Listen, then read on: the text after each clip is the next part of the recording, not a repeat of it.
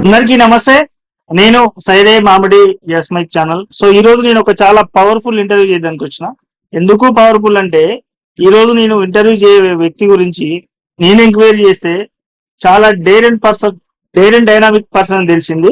So వాస్తవానికి చేసి ఉండొచ్చు, నేను చాలా మంది ఎమ్మెల్యేలని, కార్పొరేషన్ చైర్మన్లని, డీసీసీలను చేసిన. బట్ నాకు ఈ ఇంటర్వ్యూ చాలా స్పెషల్. ఎందుకు స్పెషల్ అంటే ఈ ఇంటర్వ్యూ కోసం దాదాపు నేను 3 months నుంచి వెయిట్ చేసిన. బట్ ఈ రోజు నాకు ఈ దర్శనం దొరికింది. సో లిటరల్ గా చెప్పాలంటే ఈ రోజు నేను ఇంటర్వ్యూ చేయబోయే వ్యక్తి భద్రాద్రి కొత్తగూడెం కాంగ్రెస్ పార్టీ జిల్లా అధ్యక్షురాలు దేవి ప్రసన్న తోట. అక్క నమస్తే. నమస్తే తమ్ముడు. అక్క బాగున్నారా? బాగున్నాను. సో నిజం చెప్తున్నాక మీ ఇంటర్వ్యూ చేయడం నాకు చాలా హ్యాపీగా ఉంది అక్క. థ్యాంక్ యూ తమ్ముడు, మీ అభిమానానికి. చాలా రోజుల నుంచి వెయిట్ చేస్తున్నా. సో మీరు బిజీగా ఉంటారు, నేను బిజీగా ఉంటున్నా, కుదరట్లేదు. బట్ ఈ రోజు అయినప్పుడు మీరు టైర్డ్ అయిపోయారు. నా బలవంతంగా మిమ్మల్ని ఇంటర్వ్యూలో కూర్చోబెట్టినా, తిట్టుకోకుండా మంచి సమాధానం చెప్పండి అక్క. సో ఫస్ట్ ఆఫ్ ఆల్ అక్క, మీరు అసలు రాజకీయంలోకి ఎందుకు రావాలనుకుంటారు? అసలు మీ ఫ్యామిలీలో రాజకీయం బ్యాక్గ్రౌండ్ ఏందక్క? రాజకీయంలోకి రావాలి అనుకున్నది కేవలం అది అంటే ఏదో ఇంటర్వ్యూ ఇస్తున్నానని కాదు, కానీ నిజం చెప్పాలి అంటే ఈ 3 రంగుల కండువా అంటే నాకైతే ప్రాణం. ఎందుకో చదువుకున్నప్పుడు నుంచి కూడా ఈ కలర్, ఈ కండువాని చూడంగానే అట్రాక్ట్ అయిపోయేదాన్ని. అంటే అటు కాలేజ్కి వెళ్ళేటప్పుడు ఎవరైనా కాంగ్రెస్ కార్యక్రమాలు చేస్తున్నప్పుడు, ర్యాలీలు చేస్తున్నప్పుడు బాగా చూస్తూ ఉండేదాన్ని. ఇది వీళ్ళు ఎందుకు చేస్తున్నారు, ఎందుకు ఇంత కలర్ఫుల్ కండువాలు, ఈ కండువా ఏంటి అసలు అది తెలుసుకోవాలనేటువంటి ఆతృతతోని స్టూడెంట్ ఆర్గనైజేషన్ నుంచి నేను కాంగ్రెస్ లోకి రావడం జరిగింది. సో అంటే మీరు కాలేజ్ నుంచే కాంగ్రెస్ కి అట్రాక్ట్ అయ్యాక? మీరు కాలేజ్ డేస్ నుంచి అంతగానో ఈ యొక్క కాంగ్రెస్ పార్టీలో మీకు ఏం నచ్చింది? కాంగ్రెస్ పార్టీలో గతం నుంచి అంటే మా పెద్దనాన్న చెప్పడం, మా తాతయ్య చెప్పడం, మనకి స్వతంత్రం తెచ్చింది Congress party.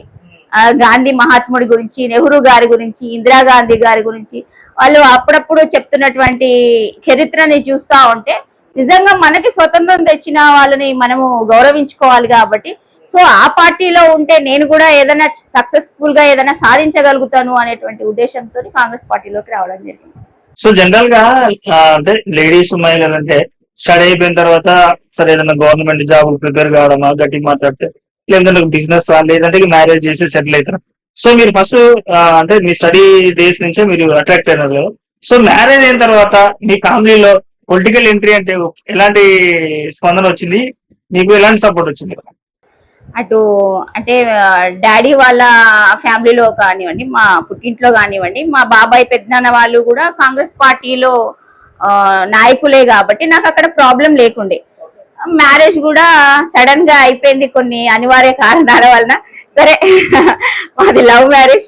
So love marriage అయిన తర్వాత కూడా ఇక్కడికి వచ్చిన తర్వాత మా వాళ్ళ ఫ్యామిలీలో కూడా మొత్తం కాంగ్రెసే కాబట్టి అట్లా నడిచిపోయింది అంతా కూడా.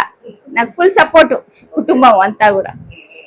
సో ఇక్కడ చూసుకున్నట్టయితే మీ ఏరియాలో ముఖ్యంగా కొత్తగూడెం, భద్రాద్రి, ఖమ్మం ఏరియాలో చూసుకున్నట్టయితే ఎర్ర జెండాకు బాగా ప్రసిద్ధిగాంచిన ప్రాంతంగా ఎప్పటి నుంచో పేరు దక్క. సో ఇక్కడ కాంగ్రెస్ పార్టీలో ఏ విధంగా రాణించగలనన్న ధైర్యంతో ఉన్నారక్క? అంటే మనము వేరే పార్టీని మనం ఎప్పుడూ కూడా కించపరచొద్దు. వాస్తవం కావచ్చు, ఇక్కడ ఎర్ర జెండా ఉన్నది ఎంత నిజమో కాంగ్రెస్ ఉన్నది కూడా అంతే నిజం. 2004 నుంచి కూడా నేను కొత్తగూడెంలో అడుగుపెట్టిన కాడ నుంచి ఉమ్మడి ఖమ్మం జిల్లా రాజకీయాలను చూస్తా ఉంటే అప్పటి నుంచి కూడా కాంగ్రెస్ పార్టీ విభిన్న స్థాయిలో కాంగ్రెస్ పార్టీ ప్రజల్లోకి పోయి సక్సెస్ఫుల్ సాధించింది, వాళ్ళ సమస్యల గురించి ఫైట్ చేసింది అనేది నిజమైనటువంటి విషయమే. కాబట్టి మనం సక్సెస్ అవుతాము అని అనిపించింది. అంటే ఏదో సక్సెస్ఫుల్ గా సాధిస్తాము మనము, ఆ జెండాను కాదు ఈ జెండా, అంటే ఏ జెండా అయినా కూడా ప్రజల సమస్యలు తీర్చడానికి నాయకుడు అనేటోడు ముందు ఉండాలి. సో నేను ప్రజా సమస్యల కోసం ఫైట్ చేసేటువంటి మనస్తత్వం ఉంది కాబట్టి నేను కాంగ్రెస్ పార్టీ అంటే కాంగ్రెస్ పార్టీలో ప్రజాస్వామ్యం ఎక్కువ ఉంటది. సో నాకు చేయూతని ఇచ్చేది కాంగ్రెస్ పార్టీ అని నేను భావించిన కాబట్టి కాంగ్రెస్ పార్టీలో నేను నిలదొక్కుకోగలిగిన అనుకుంటున్నాను. సో మీరు ఫస్ట్ పట్టింది కాంగ్రెస్, స్టిల్ ఉన్నది కూడా కాంగ్రెస్ అంతే, కాంగ్రెస్ లోనే. సో అంటే తెలంగాణ వచ్చిన తర్వాత 10 సంవత్సరాలు టిఆర్ఎస్ పార్టీ అంటే బీఆర్ఎస్ పార్టీ తెలంగాణ రాష్ట్రంలో అధికారాన్ని చాలా మంది చేసింది కదక్క. అలాంటప్పుడు మీకు ఆఫర్లు గాని ఒత్తిళ్లు గాని పార్టీ మారండి మీకు పదవులు ఇస్తాము డబ్బు ఇస్తాము అని చెప్పేసి ఆఫర్లు ఒత్తిళ్లు రాలేదాక? కామన్ అది కదా. చోటా మోటా నాయకుల నుంచి బడా నాయకుల వరకు అది కామనే కదా. ఎవరినైనా కూడా ఆఫర్ ఇస్తూనే ఉంటారు, ఎవరికైనా కూడా ఎవరైనా కూడా ఆఫర్ ఇవ్వచ్చు. సో నాకు కూడా వచ్చాయి ఆఫర్స్. కానీ కాంగ్రెస్ పార్టీ అనేది తల్లి లాంటి పార్టీ.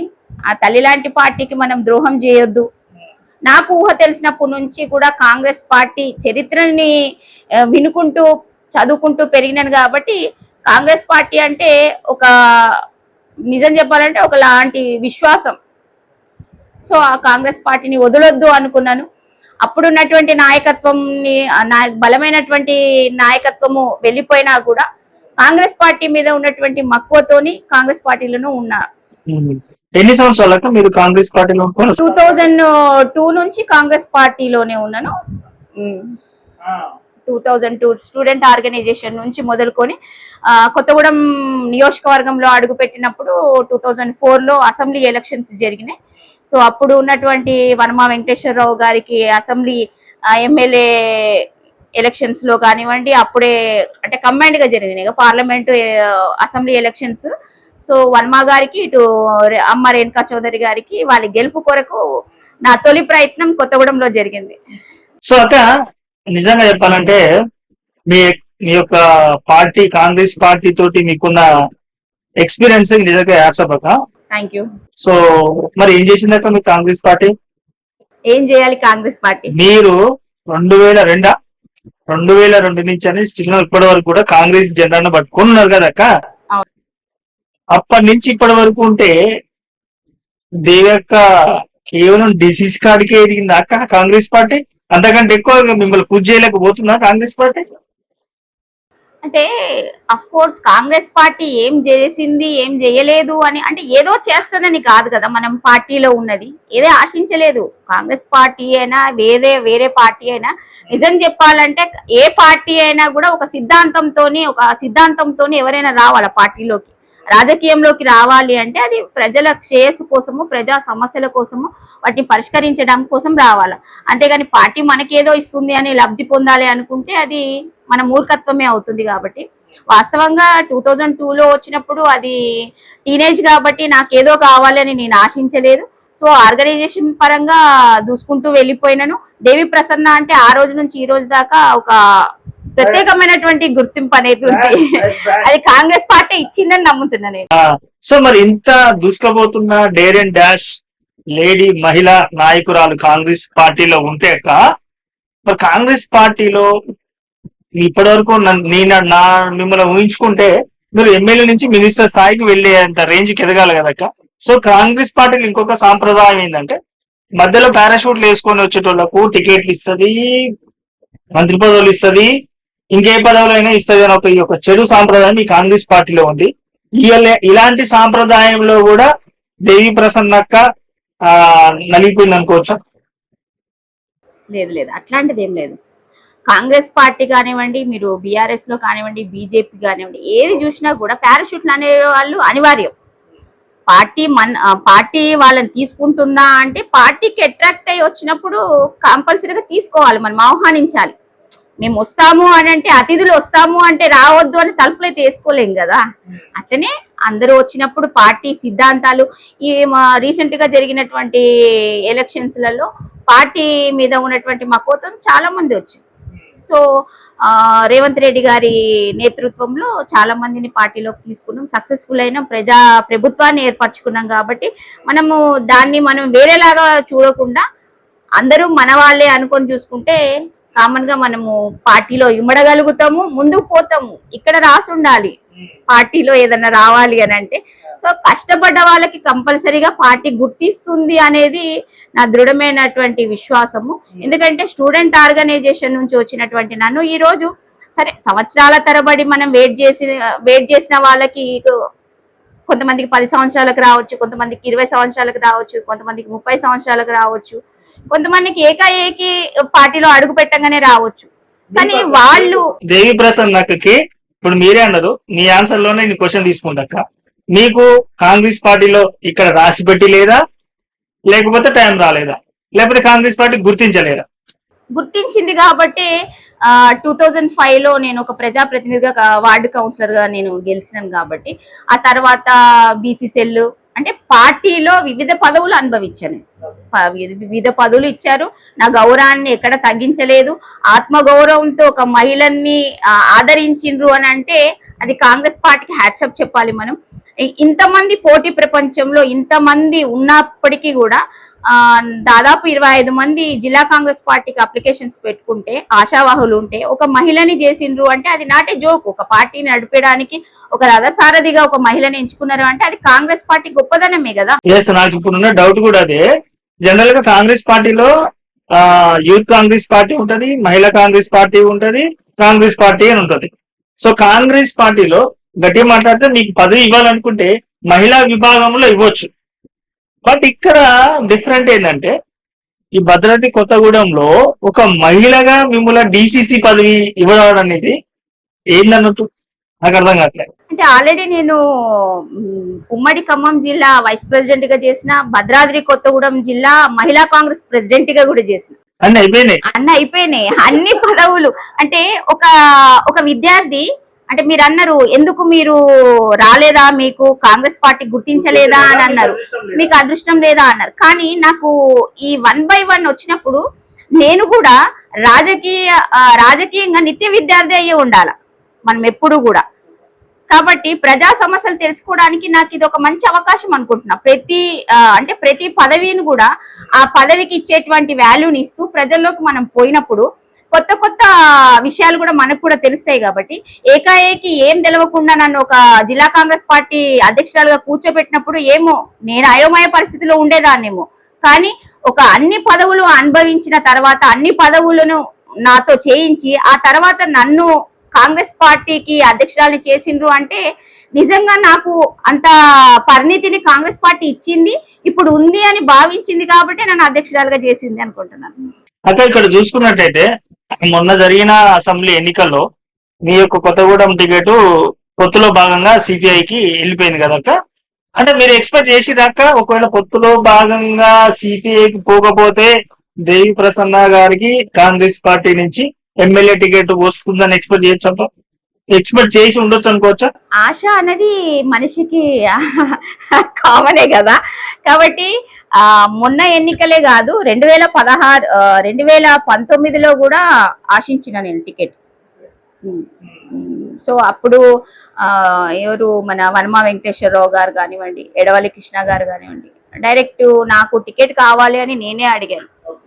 అడిగినప్పుడు కొంతమంది కమ్యూనిటీ బేస్ కింద మైబాద్కి చెందినటువంటి కాపులు కానివ్వండి, అంటే నేను అనుకోలేదు వాళ్ళందరూ నాకు సపోర్ట్ చేస్తారు అని.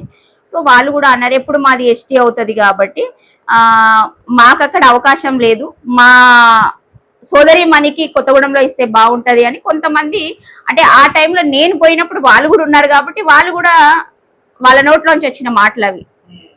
సో అప్పుడు శ్రీధర్ బాబు గారు కానివ్వండి, మా బట్టి విక్రమార్క గారు కానివ్వండి, ఇంకా నువ్వు ఎదగాలి, ఇంకా ఎదిగితే ఇంకా నిన్ను జిల్లా గుర్తించాలి అని అన్నారు బట్టి గారు. ఇంకా ఈ స్థాయి కాదు, ఇంకా జిల్లా గుర్తిస్తే దేవి ప్రసన్న అంటే ఓకే ఐడెంటిఫై అయిన రోజు తప్పకుండా నీకు అవకాశం పార్టీనే కల్పిస్తుంది. ఇప్పుడు వనమ గారు చివరి ఎన్నికలు అంటున్నారు కాబట్టి సో ఆయనను చూద్దాము అని అన్నారు ఆ రోజు. ఆ తర్వాత వాళ్ళు పార్టీ వదిలిపెట్టి వెళ్ళిండ్రు. ఆ తర్వాత మళ్ళీ మొన్న రీసెంట్ గా చాలా మంది ఆశావాహులు ఉన్నారు, అందులో నేను కూడా ఒకదాన్ని. సో పొత్తులో భాగంగా పోతుంది అనుకోలేదు, సరే మాలో ఎవరికో ఒకళ్ళకి వస్తుంది అనుకున్నాము, పొత్తులో సిపిఐకి పోయింది. అడిగే ఆశలు అయిపోయినాయి అనుకోవచ్చా?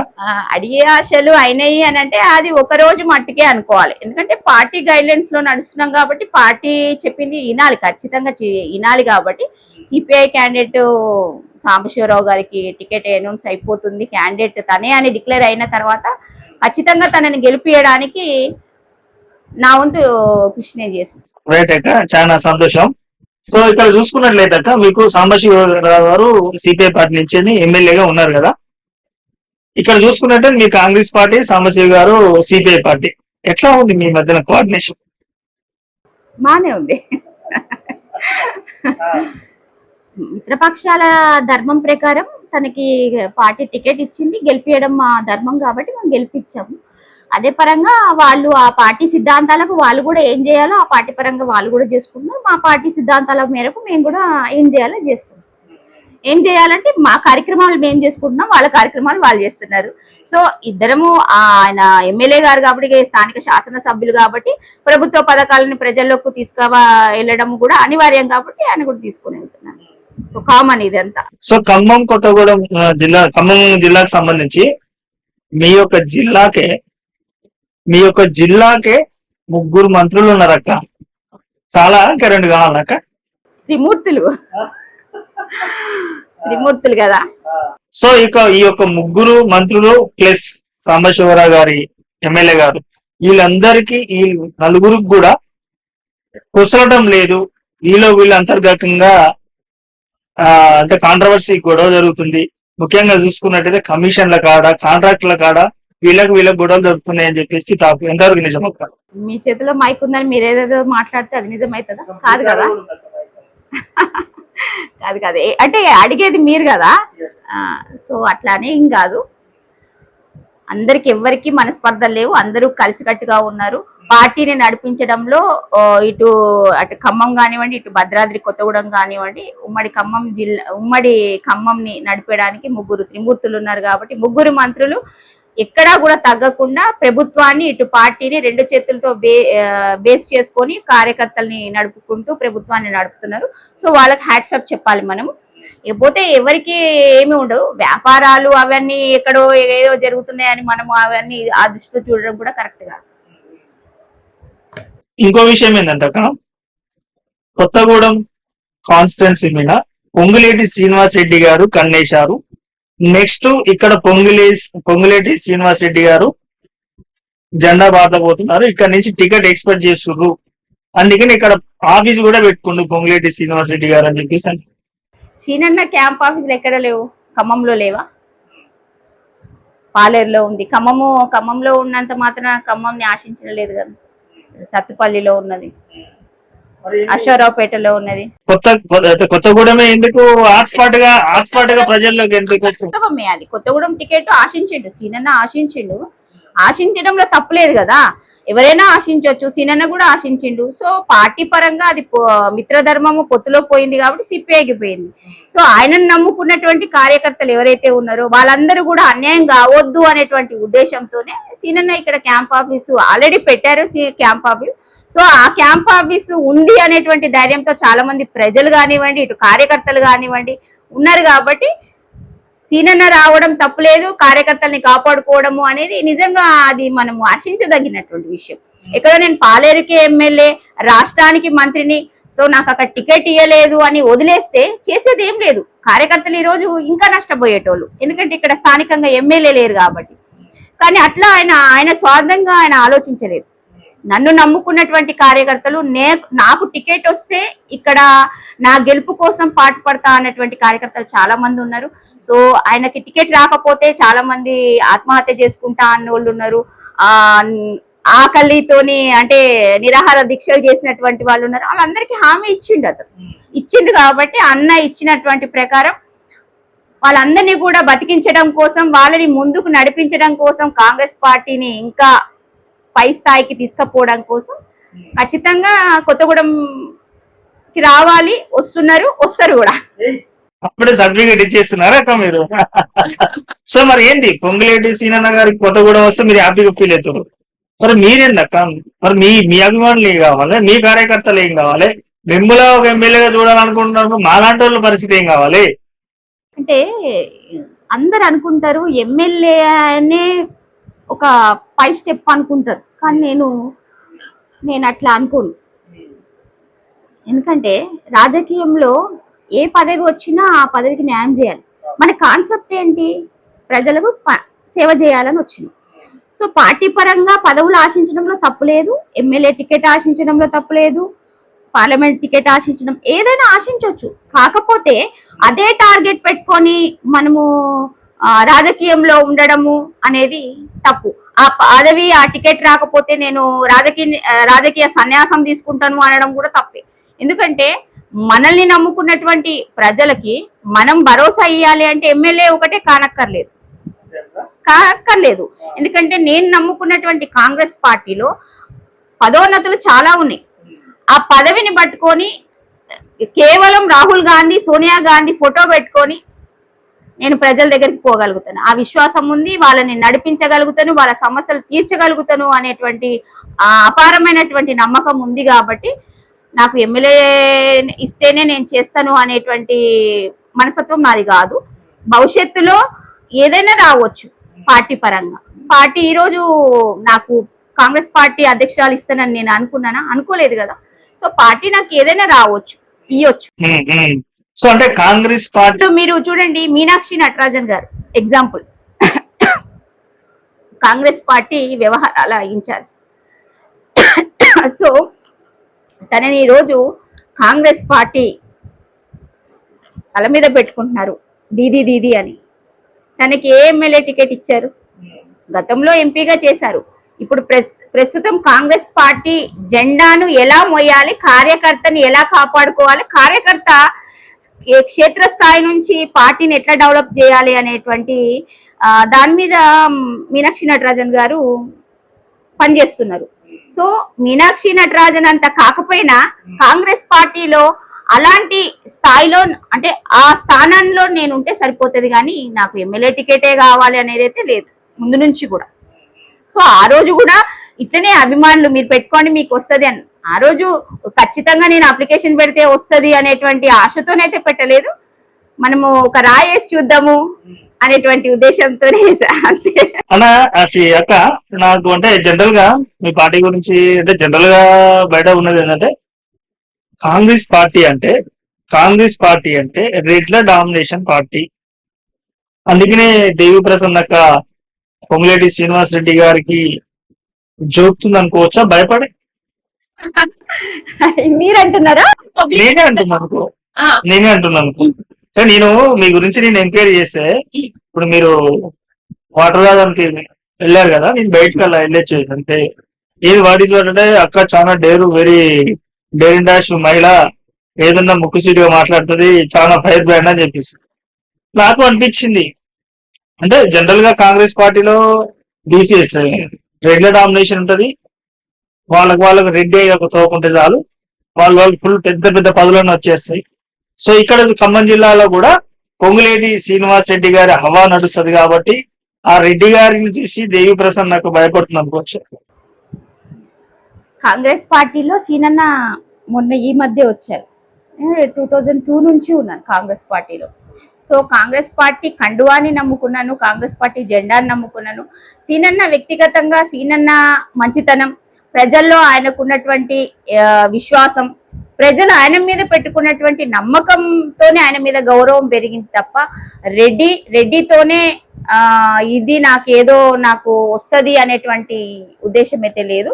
సో అన్న నాతో ఎలా ఉంటారో ప్రతి కార్యకర్తలతో కూడా మమైక్యమై తిరుగుతున్నారు. కాబట్టి సీనన్ననే కాదు, ఇటు బట్టి విక్రమార్క గారు కానివ్వండి, నేను మీకు స్టార్టింగ్ ఇంటర్వ్యూలోనే బట్టి విక్రమార్క గారి గురించి చెప్పాను. బట్ అన్న ఈ రోజు కాదు, 2006 లో బట్టి గారు ఎమ్మెల్సీ అయినప్పుడు తన ఓటర్ని నేను. సో ఆ రోజు నుంచి నాకు అన్ని విషయాలలో కూడా మార్గదర్శకంగా బట్టి విక్రమార్క గారు ఉన్నారు. రీసెంట్ గా మొన్న అసెంబ్లీ ఎలక్షన్స్ అప్పుడు తుమ్మల గారిని వాళ్ళ ఇంటికి వెళ్ళి, అప్పుడు ఉన్నటువంటి పొదం వీరయ్య డిసిసి ప్రెసిడెంట్ గా ఉన్నారు. సో తనతో పాటు నేను కూడా స్వయంగా వెళ్ళి తుమ్మల నాగేశ్వరరావు గారిని ఆహ్వానించడం జరిగింది పార్టీలోకి. అంటే అందరినీ గౌరవిస్తాం మనం పార్టీలో. ఏ పార్టీ నుంచి ఆహ్వానించాక తుమ్మల గారిని? బీఆర్ఎస్ నుంచి. ఎప్పుడు ఆహ్వానించారు? మొన్న అసెంబ్లీ ఎలక్షన్స్. చాలా చాలా థ్యాంక్ యూ. నిజంగా చెప్పాలంటే ఈ క్వశ్చన్ మీకు ఏంటంటే ఇప్పటికీ అక్కడ ఇబ్బంది పెడుతున్నా అనే ఫీలింగ్ నాకు అనిపిస్తుంది. నేను నిజాలు మాట్లాడుకునేటప్పుడు ఇబ్బంది పెట్టాల్సిన తుమ్మల నాగేశ్వరరావు గారిని బీఆర్ఎస్ పార్టీ నుంచి తీసుకొచ్చి మరి మంత్రి పదవి ఇచ్చారు కదక్క, మరి మీకెందుకు రావట్లేదు అక్క మంత్రి పదవి? ఫస్ట్ నుంచి జెండా పట్టుకున్న వాళ్ళు ఎందుకు కాంగ్రెస్ పార్టీలో పారాషూట్ వేసిన వాళ్ళకు, వేసుకొని వచ్చిన వాళ్ళకు టికెట్లు ఎందుకు వస్తాయి, మంత్రి పదవులు ఎందుకు వస్తాయి? మీరంటే కరుడు కట్టిన కాంగ్రెస్ నాయకులకు ఎందుకు టికెట్లు రావు, ఎందుకు పదవులు రావు? అంటే ఒక బీసీ బిడ్డగా మీ దగ్గర డబ్బు లేదు, పలుకుబడి లేదు అని తొక్కేసారు అనుకోవచ్చా? ఇప్పుడు నేను మంత్రి పదవి ఆశించలేదు కదా, ఎమ్మెల్యే టికెట్ ఆశించలేదు కదా, ఎమ్మెల్యే టికెట్ ఆశించలేదు. ఇప్పుడు అందరూ వస్తున్నారు పార్టీలోకి, పార్టీ ఇంకా పునర్వైభవం రావాలా, రేపు ప్రభుత్వం ఏర్పాటు చేయాలి అంటే నాయకులు ఎంతో మంది కావాలా. కార్యకర్తలు కరుడు కట్టినటువంటి కార్యకర్తలు ఉన్నప్పటికీ కూడా 10 సంవత్సరాలు కేసీఆర్ పాలనలో ఎంతో మంది కార్యకర్తలు పనిచేసింది, ఎంతో మందికి కేసులు అయినాయి. నాతో పాటు మహిళలను కూడా చూడకుండా కేసులు పెట్టిండ్రు. సో అందరము కూడా ఒక యూనిట్ గా పనిచేసినాం. ఆ రోజు అర్ధరాత్రి 9-10 అయినా కూడా స్టేషన్ లో పెట్టి కనీసము నేను స్టేషన్ లో ఉన్నాను అని చెప్పే పరిస్థితి లేకుండా మొబైల్స్ దాచిపెట్టేసేసి ముందు గేట్లు వేసేటటువంటి పోలీస్ స్టేషన్ లో కూడా ఉన్నాయి. అట్లాంటి పరిస్థితులు కూడా ఉన్నాయి. మా నాయకులకు కూడా తెలియనటువంటి పరిస్థితి, ఏ పోలీస్ స్టేషన్ లో ఉందో తెలియనటువంటి పరిస్థితి. ఆ రోజు బట్టి విక్రమార్క గారు స్పందించి ఒక మహిళని అర్ధరాత్రి 10:30 దాకా పోలీస్ స్టేషన్ లో ఉంచడం ఏంటని తెల్లారే ఎస్పీకి కంప్లైంట్ చేయడము. అప్పుడు పొదంవీరయ్య గారు డీసీసీ ప్రెసిడెంట్ గా ఉండడం, నాయకత్వం అంతా వచ్చింది. సో కష్టపడ్డ వాళ్ళు కష్టపడుతున్నారు. మా కష్టంతో పాటు అంటే కరుడు కట్టినటువంటి కాంగ్రెస్ కార్యకర్తతో పాటు ఇంకా మాకు బలం కావాలి ప్రభుత్వాన్ని ఏర్పాటు చేయాలంటే. సో వచ్చే వాళ్ళు ఇష్టం ఉండి వచ్చే వాళ్ళని తీసుకున్నాం. మేము కూడా స్వయంగా కొంతమంది దగ్గరికి పోయినాం. అందులో తుమ్మల నాగేశ్వరరావు గారు కూడా ఉన్నారు. కాబట్టి నేను కరుడుగట్టిన కాంగ్రెస్ వాదినైనా బీసీ బిడ్డనైనా సరే ప్రభుత్వం ఏర్పాటు చేయాలి, ఈ ప్రజలు కేసీఆర్ కబంధస్థాల నుంచి బయటపడాలి అని అంటే మన బలంతో పాటు ఇంకా కొంచెం బలం కావాలి అనుకున్నాం. ఆ రోజు ప్రభుత్వం ఏర్పాటు చేయడమే మా ముఖ్య లక్ష్యం అనుకున్నాం. కాబట్టి తుమ్మల నాగేశ్వరరావు గారిని తీసుకున్నాం. ప్రజాదరణ పొందినటువంటి వ్యక్తి, నాటి జోకు, ఆయన సక్సెస్ఫుల్ మినిస్టర్ గా చేసిండ్రు. కాబట్టి అలాంటి వ్యక్తి వస్తే తప్పకుండా బాగుంటది అనుకున్నాం. కాబట్టి తుమ్మల గారిని ఆహ్వానించడం జరిగింది. అక్క, తెలంగాణలో కాంగ్రెస్ పార్టీ ఎంత స్పీడ్ గా అధికారంలోకి వచ్చిందో అంత స్పీడ్ గా తెలంగాణలో కాంగ్రెస్ పార్టీకి, కాంగ్రెస్ ప్రభుత్వానికి వ్యతిరేకత వచ్చిందని చెప్పుకోవచ్చా? ఎందుకు వ్యతిరేకత వచ్చింది? ఎక్కడ వ్యతిరేకత వచ్చింది? మొన్న చూసుకున్నట్టయితే మీ ఖమ్మం జిల్లాలో వెలుగుమట్ల చూసుకున్నట్లయితే యావత్ తెలుగు రాష్ట్రాన్ని కంటతడి పెట్టించిందాక అక్కడ మీరు ఇన్నర్గా తర్వాత మీరు చేసిన సహాయ సహకారాలు కూడా మళ్ళా చూసింది.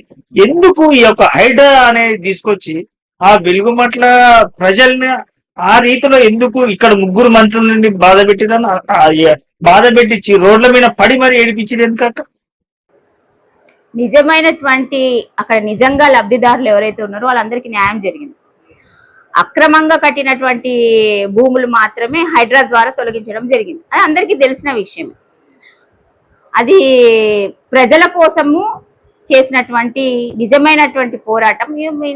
రేవంత్ రెడ్డి గారు కూడా చెప్పిండ్రు, ఒక యుద్ధం చేయాల్సినప్పుడు మంచోళ్ళు చనిపోతారు, సైనికులు ఎవరైతే ఉన్నారో చాలా మంది చనిపోతారు ఒక మంచి ఉద్దేశంతో చేసేటువంటి విషయాలలో.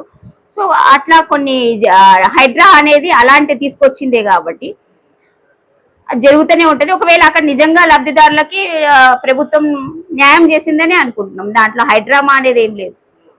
సో హైడ్రా అనేది కరెక్ట్ అంటారా తీసుకురావడం అనేది?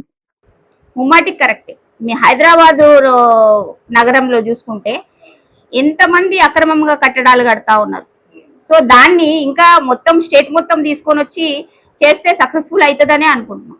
అంటే ఇప్పుడు ఏమంటారు అంటే తెలంగాణ ప్రజలు ఏమంటారు అంటే కేసీఆర్ గారు కాళేశ్వరం మీద కాళేశ్వరం ప్రాజెక్టు చూపించి డబ్బులు దోసుకుంటే ఇప్పుడు కాంగ్రెస్ ప్రభుత్వం రేవంత్ రెడ్డి గారి ప్రభుత్వం మూసి ప్రక్షాళన చూపించి దోసుకోవడానికి సిద్ధపడ్డది కాంగ్రెస్ ప్రభుత్వం అన్నట్టు. అది ప్రతిపక్షాలు కేసీఆర్ తొత్తులు మాట్లాడుతున్న మాట, పబ్లిక్ మాట్లాడుతున్నటువంటి మాట కాదు. కాళేశ్వరము నిజంగా కాళేశ్వరం ప్రాజెక్టు మీద వాళ్ళు కుంభకోణం చేసింది. మూసీ నది నీ పవిత్రమైనటువంటి నది చేయాలి అనుకునేటువంటి ఒక యజ్ఞం చేస్తున్నటువంటి ముఖ్యమంత్రి రేవంత్ రెడ్డి గారిని మనము అందరం కూడా అభినందించాలి. నిజంగా డబ్బుల కోసమే చేసుకున్నాలనుకుంటే ఎన్నో ఉన్నాయి, చేయట్లేదు కదా. ప్రజలకు ఉపయోగపడేటువంటి పనులు చేస్తున్నారు కాబట్టి మనము హర్షించాల్సి తగినటువంటి విషయం. వర్షాకాలం వస్తే మూసీ నది వలన కానివ్వండి, అక్కడ ఉన్నటువంటి అక్రమ కట్టడాల వల్ల కానివ్వండి ఎంత మందికి ఇబ్బంది అవుతుంది, ఎన్ని ప్రాణ నష్టాలు మనం అందరం చూసినాం. కాబట్టి హైడ్రా అనేది కరెక్ట్ అనే మనం అనుకోవాలా, తెలియని వాళ్ళకి తెలియజెప్పాలా. కానీ కేసీఆర్ లాంటి వాళ్ళకి, కేటీఆర్ లాంటి వాళ్ళకి, హరీష్ రావు లాంటి వాళ్ళకి చెవిటోడు ముందు శంకు ఊదినట్టు ఉంటది. వాళ్ళు కదా కమిషనర్ల కోసము ఇది చేసేది, కకృతి పడేది. హైడ్రా అనే ప్రాజెక్ట్ మీద ప్రజల్లో అంత వ్యతిరేకత వచ్చింది. వ్యతిరేకత ఎక్కడ రాలేదు, ప్రతిపక్షాలు చేస్తున్నారు హైడ్రామా అని అంతే. మీ హైడ్రాకి ప్రతిపక్షం వాళ్ళు హైడ్రామా చేస్తున్నారా? అంతే. ప్రజల దగ్గర నుంచి స్పందన వస్తుంది, మీరు చూసే ఉంటారు, మీరు ప్రత్యక్షంగా చూస్తే తెలుస్తుంది. ప్రజల దగ్గర నుంచి మంచి స్పందన వస్తుంది. ఫేక్ ఆర్టిస్టులను పెట్టి నడిపించేటువంటి ప్రతిపక్షాలు ఆడేటువంటి డ్రామా అది అంతే. అంటే హైడ్రాలో ఎవరైతే భూములు కోల్పోయి ఏడిచిన వాళ్ళంతా కూడా కాంగ్రెస్ ప్రభుత్వానికి అలా ఆర్టిస్టులు నటులు లెక్క కనపడుతున్నారా? వాళ్ళ బాధ అంటే ఒక మంచి, అంటే నేను అట్లా అంటలేను, ఒక మంచి పని జరిగేటప్పుడు ఇందాక మనం సైనికులు మంచోళ్ళు ఉంటారు, చెడ్డోళ్ళు ఉంటారు, అటోళ్ళు చనిపోతారు, ఇటోళ్ళు చనిపోతారు. రాజు మాత్రం సేఫ్. రాజు సేఫ్ కాదు. రాజు ప్రజల్ని రక్షించాలనుకున్నప్పుడు కొన్ని అనివార్య కారణాల వలన కొంత నష్టపోవచ్చు. సో ఆ నష్టాన్ని భర్తీ చేయడానికి వాళ్ళకి అన్ని విధాల ప్రభుత్వం ఆదుకుంటుంది. కాబట్టి హైడ్రా గురించి మనము మంచిగానే ఆలోచించాలి, కానీ పాజిటివ్ గా నెగిటివ్ గా ఆలోచించదు. పాజిటివ్ గా ఆలోచిస్తే అది ఎంత మంచి జరుగుతుంది అనేది లోకల్లో మీరు ఉంటారు కాబట్టి మీకు అర్థమవుతుంది. వర్షాకాలం దాని వలన ఎంత ఇదైతుంది, జనాలు ఎంతమంది ఇబ్బంది పడుతున్నారు, అక్రమ సంపాదన కోసము రియల్ ఎస్టేట్ ఎట్లా చేస్తా ఉన్నది అనేది మీకు తెలియాలి. అక్క, నేను మొన్ననే ఒక మీ లెక్కనే కాంగ్రెస్ పార్టీ అంటే పిచ్చి అంత అంటే కళ్ళు కట్టిన కాంగ్రెస్ వాదిని కలిశాను. ఒక ఇంటర్వ్యూ కూడా అంటే కొన్ని విషయాలు చర్చించుకుంటే తెలంగాణ రాష్ట్రంలో అసలు కాంగ్రెస్ పార్టీ అనేది అధికారంలోకి రాలేదు భయ్యా. తెలంగాణలో నడుస్తున్న అధికారం ఎవరిదంటే సైకిల్ కాంగ్రెస్ పార్టీ అధికారంలో ఉంది. ఇక్కడ నిజమైన కాంగ్రెస్ పార్టీ ఇంకా అధికారంలోకి రాలేదు. దానికి మొన్న జరిగిన హైదరాబాద్ లో ఎన్టీఆర్ గారి విగ్రహ ఆవిష్కరణలో బరాబర్ నేను ఎన్టీఆర్ అభిమాన్నే, బరాబర్ చంద్రబాబు నాయుడు గారి శిశువున్నే, దమ్ముంటే ఎన్టీఆర్ గారి విగ్రహమైన చేయండి రా ఒప్పుకొని సంగతి చెప్తా ఉంది. సాక్షాత్తు తెలంగాణ రాష్ట్ర ముఖ్యమంత్రి రేవంత్ రెడ్డి గారు వారిని చూస్తున్నారు. దీన్ని ఏ విధంగా చూసుకోవచ్చు? ఇప్పుడు గతాన్ని మర్చిపోవద్దు కాబట్టి ఎన్టీఆర్ అభిమానులు చాలా మంది ఉన్నారు. ఈ స్టేటే కాదు, టోటల్ గా తమిళనాడు కావచ్చు, ఆంధ్ర కావచ్చు, ఎక్కడ చూసినా కూడా ఎన్టీఆర్ ఒక నటుడు. సో నటుడు నుంచి ముఖ్యమంత్రి గారు అయ్యిండ్రు, ఒక పార్టీని స్థాపించిండ్రు. కాబట్టి ఆయన అంటే ఎవరికైనా గౌరవం అనేది ఉంటుంది. సో ఆ గౌరవం అనేది మా ముఖ్యమంత్రి గారు కూడా ఉండొచ్చు. ఆ పార్టీ నుంచి వచ్చిండ్రు కాబట్టి ఆ గౌరవం అనేది తగ్గద్దు కదా.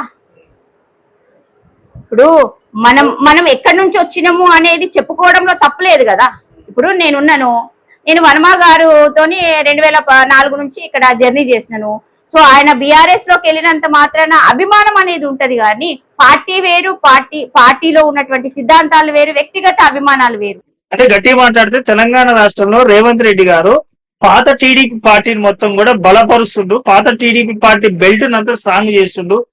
తెలంగాణలో టీడీపీ పార్టీని హైప్ చేయాలి అనే ఉద్దేశంతోనే రేవంత్ రెడ్డి గారు ఉన్నారని చెప్పేసి అంటారు. ఈ పచ్చకామెల్లోడి కంట లోకమంతా పచ్చగానే ఉంటదంట. అంటే ఆ పార్టీ పచ్చగా ఉంటది కదా, చూసేటోళ్ళకి అట్లనే కనిపిస్తది. అంటే రేవంత్ రెడ్డి గారికి ఎంత కెపాసిటీ ఉంటే ఈ రాష్ట్రానికి, ఈ తెలంగాణ రాష్ట్రానికి పిసిసి ప్రెసిడెంట్ అయ్యి, పిసిసి ప్రెసిడెంట్ అయిన తర్వాత కాంగ్రెస్ పార్టీని ఒక హైప్ లోకి తీసుకొచ్చి, సో హైప్ లోకి తీసుకొచ్చినప్పుడు అప్పుడున్నటువంటి పరిస్థితుల్లో చాలా మంది కాంగ్రెస్ పార్టీలోకి వచ్చినప్పుడు వాళ్ళ అర్హతను బట్టి పదవులు ఇవ్వచ్చు. దాన్ని మనము వేరే దృష్టితో చూడడము అనేది తప్పు. అది కాంగ్రెస్ పార్టీ ప్రజాస్వామ్యం ఉన్నటువంటి పార్టీలో వివిధ రకాలైనటువంటి పదవులు చాలా ఉన్నాయి. పదవి అధికారంలోకి వచ్చిన తర్వాత చాలా మంది పదవులు ఆశిస్తారు. సో అందులో వచ్చిన వాళ్ళు, ఇప్పుడు పాత వాళ్ళు ఉంటారు, కొత్త వాళ్ళు ఉంటారు, అందరూ పార్టీకి పనిచేస్తారు. సో పనిచేసిన వాళ్ళందరికీ కూడా పదవులు ఇవ్వాలి కదా, అందరికి ఇస్తారు. అంతే తప్ప వాళ్ళకి ఇచ్చారు వీళ్ళకి ఇచ్చిండ్రు అంటే వాళ్ళ అర్హతకు తగ్గట్టు పదవి ఇస్తారు. అదే మొన్న రీసెంట్ గా చూసుకున్నట్టయితే ఒక విషయం చాలా సర్క్యులేట్ అవుతుంది మొత్తం తెలంగాణలో. ఈ విషయం మీద కొంతమంది చర్చించుకునే విషయం ఏంటంటే, కేసీఆర్ గారు ముఖ్యమంత్రిగా ఉన్నప్పుడు ఆంధ్ర పరిపాలకులు కానీ, ఆంధ్ర అధికారులు కానీ, ఆంధ్ర పోలీసు వాళ్ళు కానీ తెలంగాణ వైపు చూడాలన్నా, తెలంగాణలో ఒక మాట అనాలన్నా కూడా కేసీఆర్ చూసి భయపడేది. స్టిల్ ఈ రోజు ఆంధ్ర నుంచి పోలీసులు వచ్చి తెలంగాణ జర్నలిస్టుల్ని అరెస్ట్ చేసేంత దిగజారుడు బతుకైపోయింది అని చెప్పేసి అంటారు. ఆంధ్ర వాళ్ళు ఎవరు రాలేదా తెలంగాణకి? తెలంగాణ వచ్చిన తర్వాత కేసీఆర్ ముఖ్యమంత్రి అయిన తర్వాత ఎవరు రాలేదా? నువ్వు చెప్పు తమ్ముడు, ఎవరు రాలేదు అంటే నేనేం మాట్లాడు. వచ్చారు కానీ చేపల పులుసులు పెట్టి ఎవరు పెట్టిరు? రోజా గారు పెట్టారు. మరి ఆంధ్ర వాళ్ళు కాదా వాళ్ళు? మరి ఇవన్నీ మాట్లాడేందుకు ఇంకా చేపల పులుసు గురించి తెలిసినా అంటే ఇక నోరు మూసేసుకోవాలి మరి ఇంకా. చేపల పులుసు అనేది బంధుత్వం, ఇక్కడ వార్నింగ్లు బంధించుళ్ళు. ఇక బంధుత్వం అంటే ఇక అందరూ బంధుత్వులే అవుతారు. అదే బంధుత్వంతో వస్తున్నారు అనుకోవాలి. అంటే వాళ్ళు చేస్తే ఒకటి, వేరే వాళ్ళు చేస్తే ఒకట. ఆంధ్ర వాళ్ళు వచ్చి తెలంగాణలో బెదిరిస్తే ఏం కాదాక మీరు సపోర్ట్ చేస్తారు ఆంధ్ర వాళ్ళకు? ఆంధ్ర వాళ్ళు వచ్చి ఏం అడుగుతున్నారు? ఆంధ్ర వాళ్ళని తెప్పించుకున్నది వాళ్ళు కదా. తెలంగాణ అనే సెంటిమెంట్ తోని ఇక్కడ ఉన్నటువంటి యువకులను వాడుకొని ముఖ్యమంత్రి హోదాలో ఈ రాష్ట్రాన్ని 10 సంవత్సరాలు రాక్షస పరిపాలన చేసినటువంటి కేసీఆర్ ఆంధ్ర నాయకులందరినీ పిలిపించుకొని కమిషన్ల కోసం కకృతి పడి వాళ్ళకి ఇక్కడ ఉన్నటువంటి నీటి వాటా గురించి కానివ్వండి, ఇక ఈ అన్ని రాజకీయానికి సంబంధించిన అన్ని కూడా వాళ్ళు చేసి భోజనాలు చేసుకొని, బంధాలు కలుపుకొని, అనుబంధాలు రెట్టింపు చేసుకొని ఇవన్నీ చేసింది వాళ్ళు కదా. ఇప్పుడు ప్రజాప్రభుత్వాన్ని చూసి విమర్శించే అంత దమ్ము ధైర్యం ఎక్కడి నుంచి వచ్చినాయి వాళ్ళకి?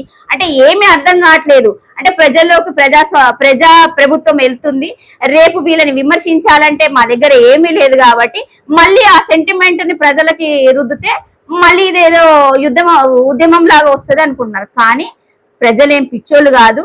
10 సంవత్సరాలు మీ మాయ మాటలు నమ్మిండ్రు. ఇక ప్రజాప్రభుత్వం ఏదైతే ఉందో దాన్ని వాళ్ళు బలంగా చేసుకోవాలని ప్రజలు ఏకంగా నమ్ముకున్నారు కాబట్టి సక్సెస్ఫుల్ అవుతుంది ప్రజాప్రభుత్వం. ఇప్పుడు అంటే తెలంగాణ రాష్ట్రంలో ప్రజాప్రభుత్వం కాంగ్రెస్ పార్టీ సక్సెస్ఫుల్ గా నడుస్తుంది అనుకోవచ్చా? మీరు వస్తానే అంటారు కాంగ్రెస్ పార్టీ కాబట్టి. సక్సెస్ఫుల్ అవుతుంది కాబట్టే కదా ప్రజల్లో అంత స్పందన వస్తుంది. తెలంగాణ రాష్ట్రంలో మీ కాంగ్రెస్ పార్టీ మీ ప్రజాపాలన సక్సెస్ఫుల్ అయిందని చెప్పేసి ఒక కాంగ్రెస్ పార్టీ జిల్లా అధ్యక్షురాలుగా మీరు సపోర్ట్ చేస్తున్నారు కదా అక్క? తప్పకుండా. మరి సక్సెస్ఫుల్ అయితే మహిళలకు 2500 ఇస్తా అన్నారు, సక్సెస్ అయిందా అక్క? గ్యాస్ సబ్సిడీ చేస్తా అన్నారు, సక్సెస్ అయిందా అక్క? పెన్షన్ పెంచుతా అన్నారు, సక్సెస్ అయిందా అక్క? తులం బంగారం ఇస్తా అన్నారు, సక్సెస్ అయిందా అక్క? 100% రుణమాఫీ చేస్తున్నారు, సక్సెస్ అయిందా అక్క? ఇంకా చెప్పుకుంటూ పోతే చాలా చాటబారుతో ఉంది అక్క. జర్నలిస్ట్ కదా తమ్ముడు నువ్వు. 10 సంవత్సరాలు ఏం చేసిండు? పరిపాలన చేసిండు, అప్పుల కుప్పలు తీసుకొచ్చి పెట్టిండు. ఎంత చేసిండు అప్పులు? మిగులు బడ్జెట్. ఆంధ్ర తెలంగాణ సమైక్య ఆంధ్రాలో మనము మిగులు బడ్జెట్, తెలంగాణ రాగానే మిగులు బడ్జెట్ ఇస్తే అప్పు చేసి దానికి వడ్డీలు కట్టుకుంటా ఈ రోజు వరకు 8 లక్షల కోట్ల అప్పులున్నాయి. సో దీనన్నిటికీ కూడా వడ్డీలు కట్టుకుంటా ప్రభుత్వము అన్ని తీర్చుకుంటూనే ఇచ్చినటువంటి హామీలు ఏవైతే గ్యారంటీలు ఉన్నాయో ఆ పథకాలన్నిటిని కూడా ప్రజలకు తీసుకుపోయి ఎక్కడా కూడా ప్రభుత్వము వలన ప్రజలు ఇబ్బంది పడొద్దు అనేటువంటి ఏకైక లక్ష్యంతోని అటు తెలంగాణ రాష్ట్ర ముఖ్యమంత్రి రేవంత్ రెడ్డి గారు కానివ్వండి, మంత్రులు కానివ్వండి, ఎమ్మెల్యేలు కానివ్వండి 18 గంటలు పనిచేస్తూ ఆర్థిక భారం లేకుండా ఖజానాని నింపే ప్రయత్నంగా ప్రభుత్వాన్ని నడుపుతా ఉన్నారు. ఆ దిశగా కొంత జాప్యం జరిగి ఉండొచ్చు. అంత మాత్రాన ప్రజలకు ఇచ్చినటువంటి హామీలు ఎక్కడా కూడా వెనకం చేసేది లేదు. ఎందుకంటే 100 రోజుల్లో చేస్తామనేటువంటి హామీలు చేసినాం, హామీ ఇయ్యనటువంటి హామీలు కూడా చేసినాం. సో మీరు అడిగినటువంటి తులం బంగారం కానివ్వండి, మహిళలకు ఇచ్చేటువంటి 2500 పెన్షన్ కానివ్వండి, పెన్షన్స్ అవన్నీ కూడా 1 by 1 తీర్చడంలో కాంగ్రెస్ పార్టీ, కాంగ్రెస్ ప్రభుత్వం ముందు ఉంటది. ఇంకొకటి ఏంటి అంటే అప్పులు చేసింది కాబట్టి ఖజానా నీళ్లు అనేసి ఎక్కడ చేతులు ఎత్తేస్తలేవు.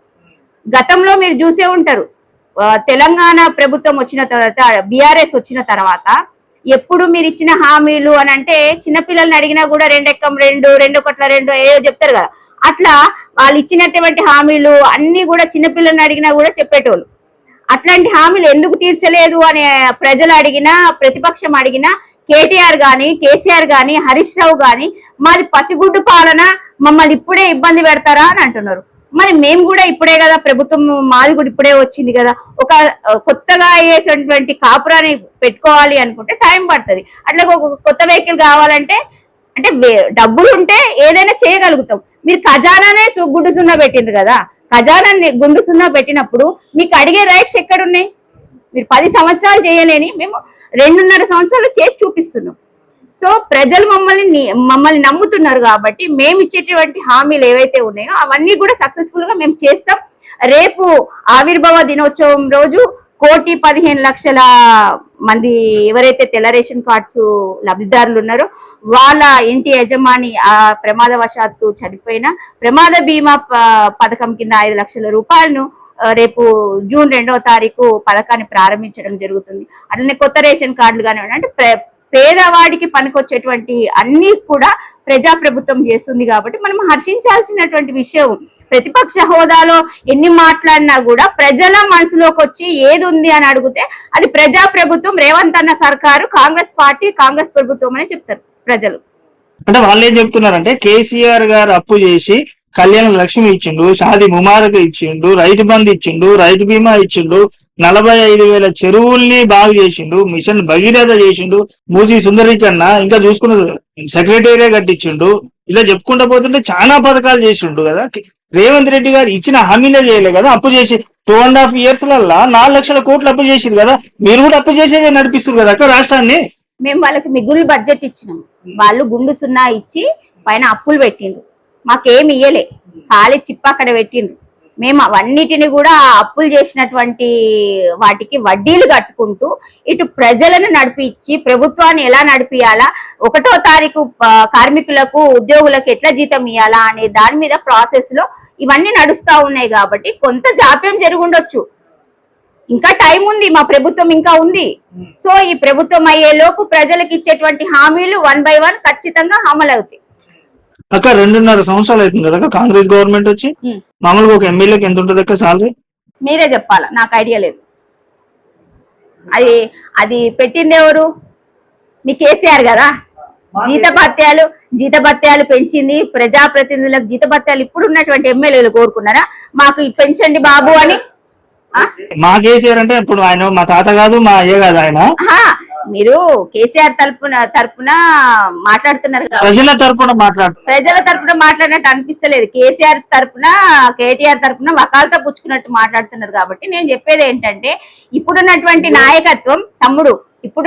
నాయకత్వము జీతం పెంచమని, ప్రజాప్రతినిధులకు జీతం పెంచమని అనలే, మా రేవంత్ అన్న అనలే, బట్టి విక్రమార్క గారు అనలే, పొంగులేటి శ్రీనివాసరెడ్డి గారు అనలే, తుమ్మల నాగేశ్వరరావు గారు అనలే, అటు శ్రీధర్ బాబు గారు అనలే. పెంచింది ఎవరు? ఆనాటి ముఖ్యమంత్రి కేసీఆర్. ఎమ్మెల్యేలకు జీతాలు భత్యాలు, సీఎం కి జీత భత్యాలు పెంచింది ఎవరు? ఆయననే కదా, కేసీఆర్ గారే కదా. మరి ఆయననే పెంచింది కదా, తీసుకుంటారు కదా ఆయన పెంచిన జీతం అయితే. మీరు అరే పెంచిండు కాబట్టి ఆయన అనుభవించిండు కదా. రైట్ అక్క, నేనేమంటున్నా పెంచిరు ఒకే సాలరీ వస్తుంది అక్క. ఇప్పుడు నన్నేం కేసీఆర్ కొత్తగూడెం బస్ స్టాండ్ లో వదిలేసి నువ్వు పోయి ఇట్లా దేవి ప్రసాద్ ఇంటర్వ్యూ చేసినప్పుడు నేను బస్ స్టాండ్ లో కూర్చుంటా, ఈ క్వశ్చన్లు అడగని చెప్పి నా జేబులో పేపర్ పెట్టి కేసీఆర్ పంపించలే. ఎవరు ఎట్లున్నారో మాకేం తెలుస్తుంది. అన్ని ఫేక్ ఆర్టిస్టులను పెట్టుకొని నడుపుతున్నాడు కదా, అట్లనే అనుకోవాల్సి వస్తుంది. మరి 100 మాట్లాడదు కానీ ప్రజల బాధల్ని ఫేక్ ఆర్టిస్టులు అంటే నాకు బాధ అవుతుంది అక్క.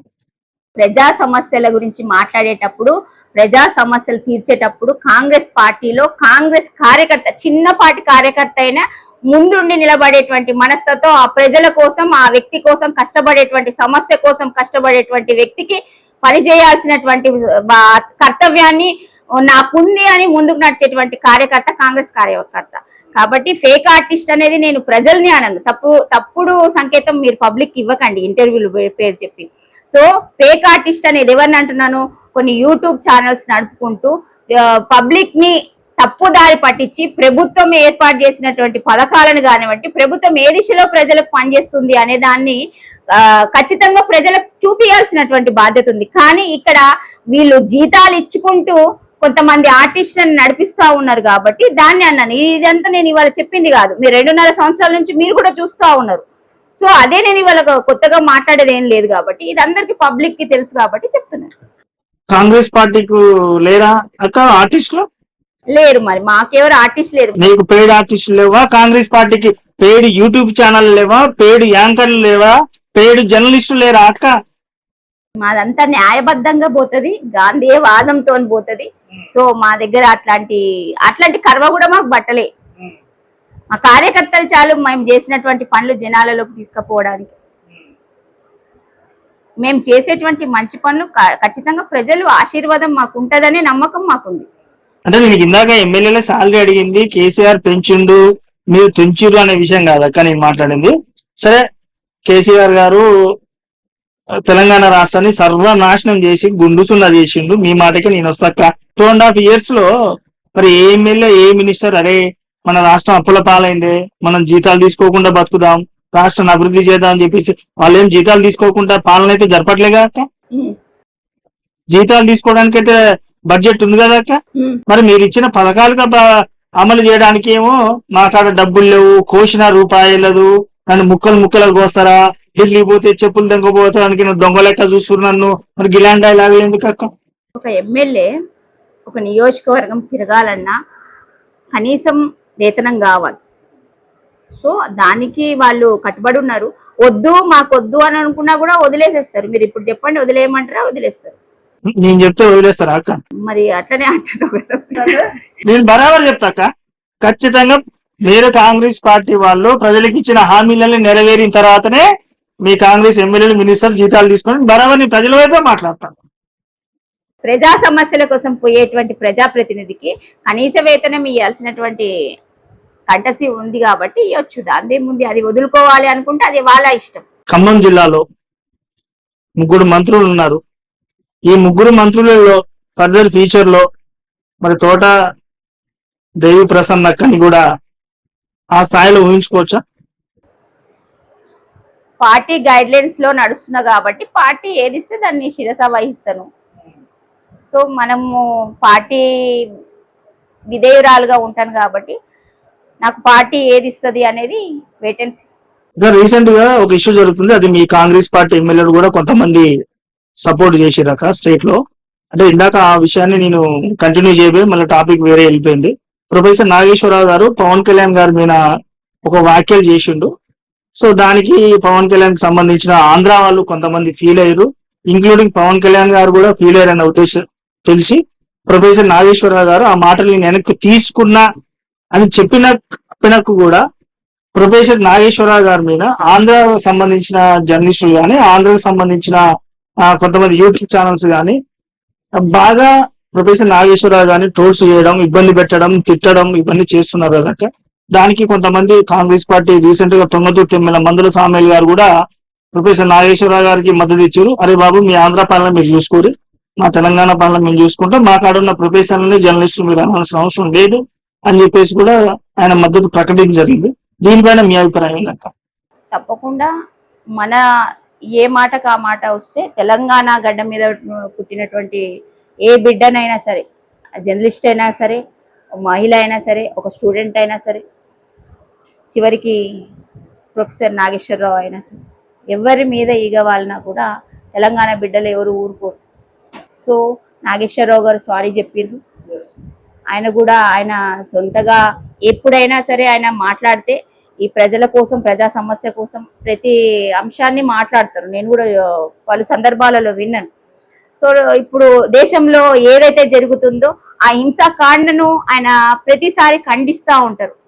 సో నాగేశ్వరరావుకి గారికి నా ఫుల్ సపోర్ట్ కూడా ఉంటుంది. తప్పకుండా ఆయనకి మన పార్టీ తరఫున కానివ్వండి, మా ప్రభుత్వం తరఫున కానీ సపోర్ట్ ఉంటుందని భావిస్తున్నాను. ఉంటది కూడా. థ్యాంక్ యూ అక్క, thank you so much. So literal చెప్పాలంట అక్క, నేను కూడా మనస్ఫూర్తిగా కోరుకుంటున్నాక మీరు 100% ఇంకా అత్యున్నత స్థాయికి వెళ్ళాలి, 100% వెళ్ళాలి, ప్రజలకు ఇంకా దగ్గర కావాలక్క, మీరు మంచి సేవలు అందించాలి ప్రజలకి అని మనస్ఫూర్తిగా కోరుకుంటున్నాక. Thank you.